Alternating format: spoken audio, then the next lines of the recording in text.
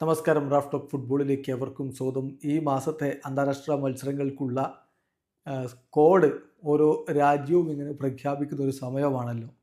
റയലിൻ്റെ 15 താരങ്ങളാണ് വ്യത്യസ്ത ദേശീയ ടീമുകളിലേക്കായിട്ട് ഇപ്പോൾ കോൾ അപ്പ് ചെയ്യപ്പെട്ടിരിക്കുന്നത്.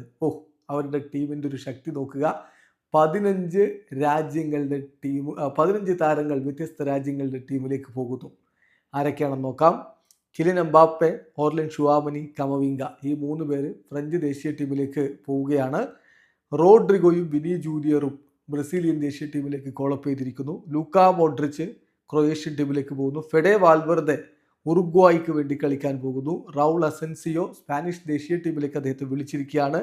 ഡേവിഡ് അലാബ ഓസ്ട്രിയൻ ടീമിന് വേണ്ടി കളിക്കാൻ പോകുന്നു. അന്റോണിയോ റൂഡിഗർ ജർമ്മൻ ദേശീയ ടീമിലേക്ക് വിളിക്കപ്പെട്ടിരിക്കുകയാണ്. തിബോട്ട് കോർട്ടുവ വീണ്ടും ബെൽജിയൻ ടീമിലേക്ക് മടങ്ങിയെത്തിയിരിക്കുന്നു.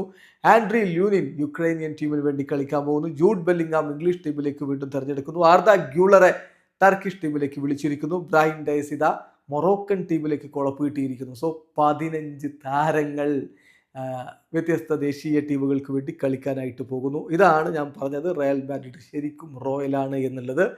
എന്തായാലും ഇവിടെ ശ്രദ്ധിക്കേണ്ട കാര്യം, ഇനിയിപ്പോൾ ആഞ്ചലോട്ടിക്ക് ആരെ പരിശീലിപ്പിക്കാം ഈ ഇന്റർനാഷണൽ ബ്രേക്കിന് സമയത്ത്? ആകെ അദ്ദേഹത്തിന് അവിടെ അവൈലബിൾ ആവുക എൻട്രിക്ക്, ലൂക്കാസ് വാസ്കസ്, ഫ്രാൻ ഗാർഷ്യ.